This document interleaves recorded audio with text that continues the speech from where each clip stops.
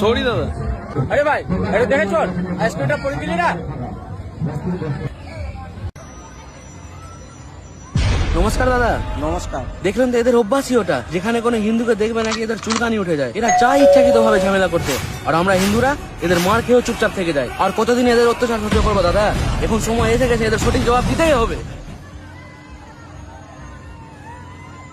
আসসালামু আলাইকুম দাদা। ওয়ালাইকুম সালাম। দেখলেন তো ভুল থেকে কি একটু ধাক্কা লেগে গেলো, তার জন্য কি জ্ঞানটা দিয়ে গেল। তোমার নাকি চোখ নাই, তুমি নাকি দেখে চলতে পারো না। আসলে কি ভাবে এরা মনে? আমাদের মুসলিমকে দেখে নিরীহ ভাবে নাকি? মানে যা পারবে তা বলে দিবে। অনেক হলো, আর কতদিন মুখ বুঝে এদের অত্যাচার সহ্য করবেন? এখন সময় এসে গেছে, এদের সঠিক জবাবটা দিতেই হবে। সময় এসে গেছে। ঠিক বলেছিস ভাই।